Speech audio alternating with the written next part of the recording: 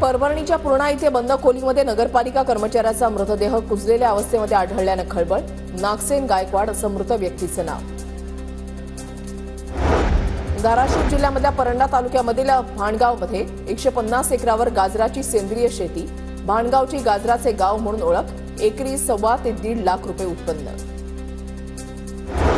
सोलापूर जिल्ह्यामधल्या करमाळा तालुक्यामधल्या कंदर इथल्या शिवम नीलकंठ याची महाराष्ट्र क्रिकेट असोसिएशनच्या टीममध्ये निवड.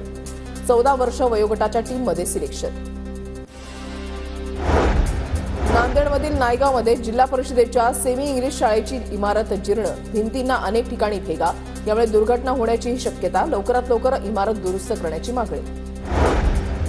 भुसावळच्या दीपनगर परिसरामध्ये 14 गावांना प्रदूषणाचा फटका. विद्युत प्रकल्पातून विजेची निर्मिती कमी, मात्र मोठ्या प्रमाणात परिसरात राख पसरल्यानं नागरिक हैराण. यंदा बेदाणा उत्पादनामध्ये घट होणार. बेदाण्याचे दरही वाढण्याची शक्यता. द्राक्ष बाजारामध्ये विक्री करण्यावर शेतकऱ्यांचा कल. गोंदियाच्या सालेकसा तालुक्यामध्ये कसारगड यात्रेला 10 फेब्रुवारीपासून सुरुवात. कसारगड यात्रेसाठी 15 बसेसचं गोंदिया आगारातून नियोजन. आदिवासी बांधवांचे दैवत मां कंकाली देवीच्या या यात्रेला मोठं महत्त्व.